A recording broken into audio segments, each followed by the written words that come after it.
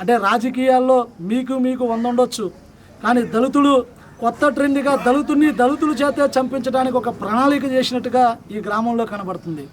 దీని వెనుక ఎవరైతే ఉన్నారో ఇద్దరు వ్యక్తులు, ఎటువంటి సంబంధం లేనటువంటి వ్యక్తులు, మంద సల్మాన్ గారితో చంపినటువంటి కాంతారావు కానీ పేతురు కానీ వీళ్ళ ముగ్గురికి ఎటువంటి సంబంధాలు లేవు, రాజకీయ కక్షలు లేవు.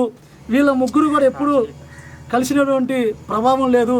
కానీ వాళ్ళు రాజకీయంగా వాడుకొని పేతురు వాళ్ళకి రాజకీయంగా అడ్డొస్తున్నారని ఆ రాజకీయ కక్షలో కోణంగా మంద సల్మాన్ అనే తీవ్రంగా వ్యతిరేకిస్తున్నాం. భవిష్యత్తులో కూడా ఇటువంటి దాడులు జరగకుండా ఎక్కడైతే బాధితులకి రక్షణగా నిలబడాల్సినటువంటి పోలీసులే తప్పుదోవ పట్టించే విధంగా ఈ నియోజకవర్గంలో చేస్తున్నటువంటి తీరును ఖండిస్తున్నాం. రాష్ట్రానికి ముఖ్యమంత్రిగా ఉన్నటువంటి మా చంద్రబాబు గారు, అయ్యా మీరు ముఖ్యమంత్రిగా అవటానికి మా చెప్పు కొట్టారు, మా డప్పు కొట్టారు, మా డప్పు కొట్టి పెద్ద మాదిగ్గా మీరు ఈ రాష్ట్రంలో మాదిగులకి పెద్ద దిక్కుగా ఉన్నామని చెప్పి ఈరోజు ఈ మాదిగుల మీద జరుగుతున్నటువంటి దమనకాండల్ని మీరు ప్రశ్నించాలి, వాళ్ళ మీద యాక్షన్ తీసుకోవాలి.